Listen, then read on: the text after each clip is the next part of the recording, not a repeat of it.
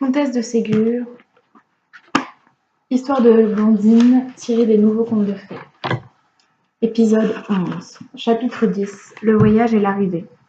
Le voyage de Blondine dura, comme le lui avait dit la tortue, 6 mois. Elle fut 3 mois avant de sortir de la forêt. Elle se trouva alors dans une plaine aride qu'elle traversa pendant 6 semaines, et au bout de laquelle elle aperçut un château qui lui rappela celui de Bonne Biche de Beaumignon. Elles furent un grand mois avant d'arriver à l'avenue de ce château. Blondine grillait d'impatience. Était-ce le château où elle devait connaître le sort de ses amis? Elle n'osait le demander malgré le désir extrême qu'elle en avait. Si elle avait pu descendre de dessus le dos de la tortue, elle eût franchi en 10 minutes l'espace qui la séparait du château. Mais la tortue marchait toujours, et Blondine se souvenait qu'on lui avait défendu de dire une parole ni de descendre. Elle se résigna donc à attendre malgré son extrême impatience. La tortue semblait ralentir sa marche au lieu de la hâter. Elle mit encore 15 jours qui semblèrent à Blondine 15 siècles, à parcourir cette avenue. Blondine ne perdait pas de vue ce château. Et cette porte. Le château paraissait désert. Aucun bruit, aucun mouvement ne s'y faisait sentir.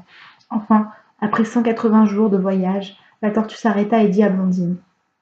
Maintenant, Blondine, descendez. Vous avez gagné par votre courage et votre obéissance la récompense que je vous avais promise.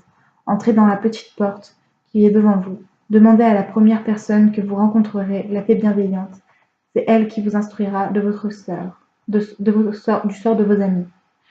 Blondine sauta lestement à terre. Elle craignait qu'une si longue immobilité ne raidisse ses jambes, mais elle se sentit légère comme au temps où elle vivait heureuse chez Bonne Biche et Beaumignon, et où elle courait des heures entières, cueillait des fleurs et poursuivait des papillons.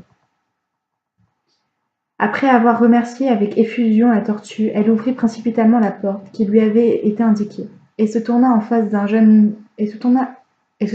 d'une jeune personne vêtue de blanc, qui lui demanda d'une voix douce qui elle désirait voir. Je voudrais voir la fée bienveillante, répondit Blondine. Dites-lui, mademoiselle, que la princesse Blondine la prie instamment de la recevoir. Suivez-moi, princesse, reprit la jeune personne. Blondine la suivit en tremblant. Elle traversa plusieurs beaux salons, rencontra plusieurs jeunes personnes vêtues comme elle, qui la précédaient, et qui la regardaient, en souriant d'un air de reconnaissance. Elle arriva enfin dans un salon semblable, en tout point à celui qu'avait Bonne Biche, dans la forêt des Lilas. Ce souvenir la frappa si douloureusement qu'elle ne s'aperçut pas de la disparition de la jeune personne blanche. Elle examinait avec tristesse l'ameublement du salon. Elle n'y remarqua qu'un seul meuble, qui n'avait pas Bonne Biche dans la forêt des Lilas. C'était une grande armoire en or et en ivoire, d'un travail exquis. Cette armoire était fermée. Blondine se sentit attirée vers elle, par un sentiment indéfinissable. Elle la contemplait, sans en pouvoir détourner les yeux. Lorsqu'une porte s'ouvrit, une dame belle et jeune encore, magnifiquement vêtue, entra et s'approcha de Blondine. « Que me voulez-vous, mon enfant ?» lui dit-elle d'une voix douce et cassante. « Oh, madame !» s'écria Blondine en se jetant à ses pieds. « On m'a dit que vous pouviez me donner des nouvelles de mes chers et excellents amis Bonne Biche et Beaumignon. Vous savez sans doute, madame, par quelle coupable désobéissance je les ai perdus. Longtemps je les ai pleurés, les croyant morts, mais la tortue qui m'a amenée jusqu'ici m'a donné l'espérance de les retrouver un jour. Dites-moi, madame, dites-moi s'ils vivent, et ce que je dois faire pour mériter le bonheur de les revoir. » Blondine, dit la fée bienveillante avec tristesse, vous allez connaître le sort de vos amis. Mais, quoi que vous voyiez, ne perdez pas courage, ni espérance. En disant ces mots, elle releva la tremblante Blondine et la conduisit devant l'armoire qui avait déjà frappé ses yeux. Voici, Blondine, la clé de cette armoire, ouvrez-la vous-même, et conservez votre courage. Elle remit à Blondine une clé en or. Blondine ouvrit l'armoire d'une main tremblante. Que devint-elle quand elle vit dans cette armoire les peaux de Bonne Biche et de Beaumignon attachées avec des clous de diamant? À cette vue, la malheureuse Blondine poussa un cri déchirant et tomba évanouie dans les bras de la fée.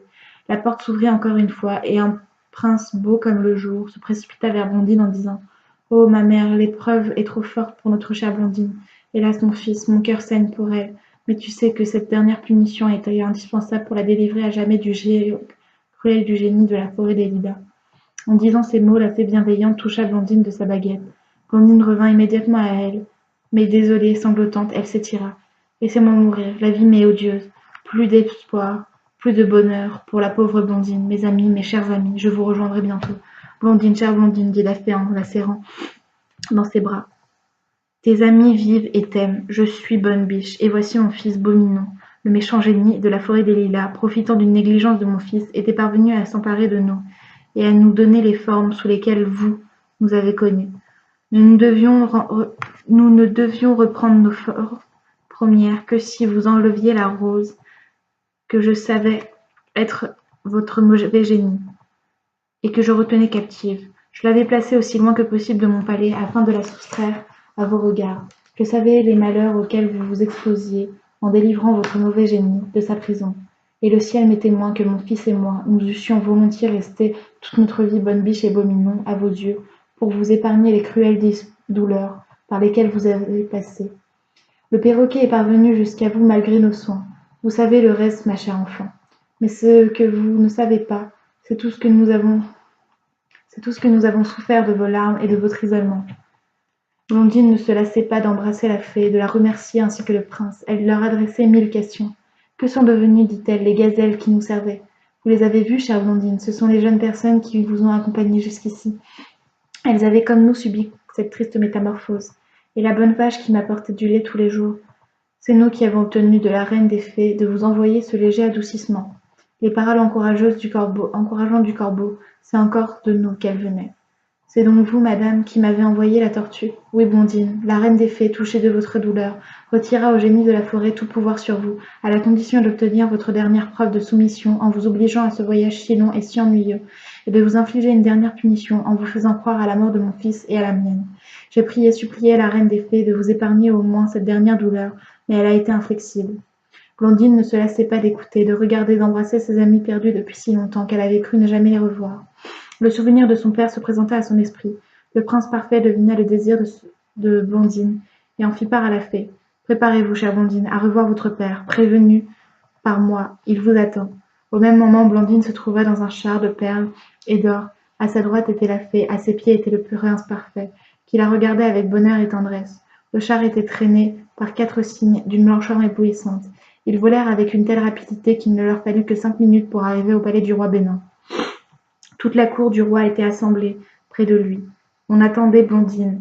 Lorsque le char parut, ce furent des cris de joie tellement étourdissants que les cygnes faillirent en perdre la tête et se tromper de chemin. Le prince qui les menait rappela heureusement leur attention, et le char s'abattit au pied du grand escalier. Le roi Bénin s'avança vers Blondine qui, sautant à terre, se jeta dans ses bras. Ils restèrent longtemps embrassés. Tout le monde pleurait, mais c'était de joie. Quand le roi se fut un peu remis, il baissa tendrement la main de la fée, qui lui rendait Blondine, après l'avoir élevée et protégée. Il embrassa le prince parfait, qu'il trouva charmant.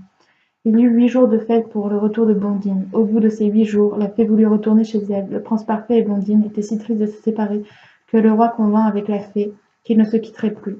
Le roi épousa la fée et Blondine épousa le prince parfait, qui fut toujours pour elle le beau mignon de la forêt des Lilas. Brunette, ayant fini par se corriger, vint souvent voir Blondine. Le prince violent, son mari, devint plus doux à mesure que Brunette devenait meilleure, et ils furent assez heureux.